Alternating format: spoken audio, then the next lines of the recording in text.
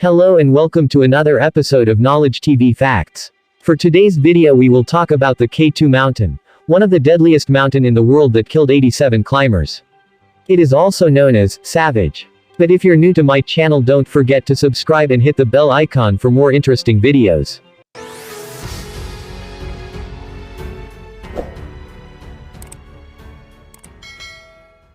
K2's Savage peak beckons the daring, but rare is the climber who answers the call in winter. Dwarfed only by Mount Everest, K2 is the world's second highest peak at 8,611 meters, 28,250 feet, and it is one of the deadliest, killing one climber for every 4 who succeed in reaching its summit in spite of its steep rock faces, glacier climbs and devastatingly brutal weather. In winter, the odds are even worse. The summit was reached for the first time by the Italian climbers Lino Lacedelli and Achille Compagnoni, on the 1954 Italian Karakoram expedition led by Ardito de Zio. In January 2021, K2 became the final 8th Thusander to be summited in the winter, by a team of Nepalese climbers led by Nirmal Purja and Mingma Galya Sherpa. The name K2 is derived from the notation used by the Great Trigonometrical Survey of British India. Thomas Montgomery made the first survey of the Karakoram from Mount Harumukh, some 210 kilometers 130 miles to the south, and sketched the two most prominent peaks, labeling them K1 and K2, where the K stands for Karakoram. This second week of February 2021, hope is waning for some of the latest mountaineers to attempt it. Ali Sadpara of Pakistan, John Snorri of Iceland and Juan Pablo Moore of Chile were last heard from on Friday and were reported missing on Saturday. Heavy clouds obscuring the mountain have repeatedly forced halts in the search for them. American climber George Bell enshrined K2's reputation, and a nickname that stuck, after a 1953 summer attempt during which he and his team members nearly plunged to their deaths. He told a reporter, "It's a savage mountain that tries to kill you." K2, on the Chinese-Pakistani border in the Karakoram range, has one of the deadliest records. 87 climbers have died trying to conquer its treacherous slopes since 1954, according to Pakistan Alpine Club secretary Karar Haidri. Only 377 have successfully reached the summit, Haidri said. In contrast, Everest has been climbed more than 9,000 times, while approximately 300 have died on the mountain. Winters on K2 are so much more dangerous that climbs are rarely even attempted. Winter winds can howl at 200 kilometers an hour, 124 miles per hour, and temperatures can hit a bone-chilling -60 Celsius, -76 Fahrenheit. Only 8 expeditions have attempted a winter ascent, Haidri said. And only one has succeeded, just last month, when 10 Nepalese climbers reached the summit on January 16.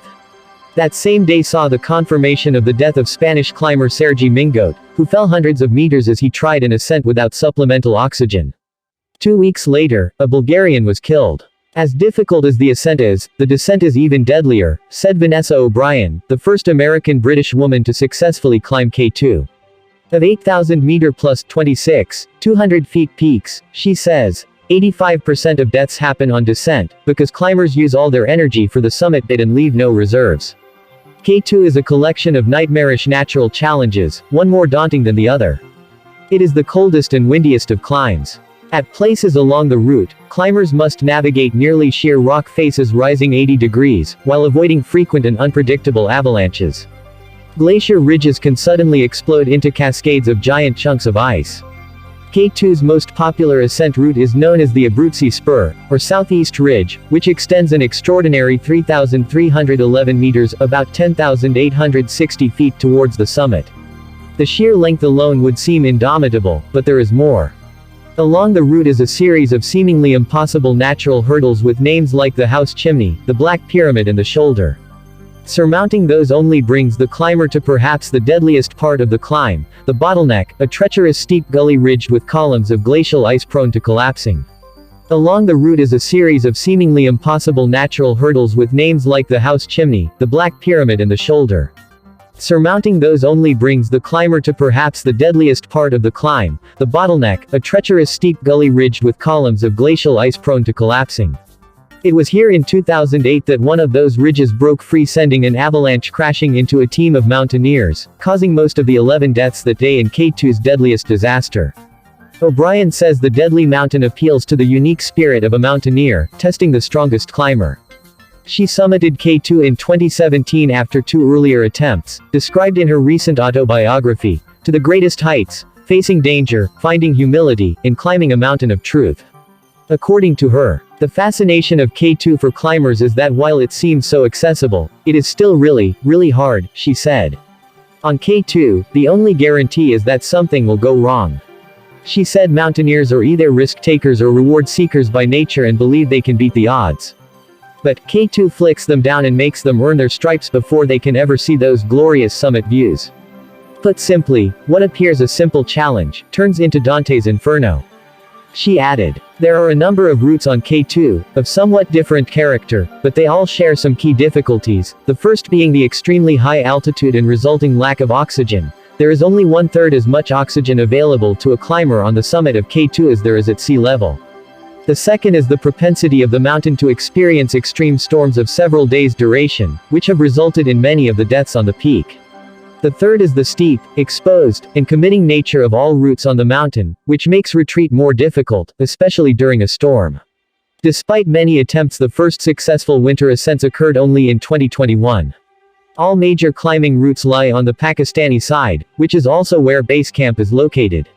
Acclimatization is essential when climbing without oxygen to avoid some degree of altitude sickness. K2 summit is well above the altitude at which high-altitude pulmonary edema (HAPE) or high-altitude cerebral edema (HACE) can occur.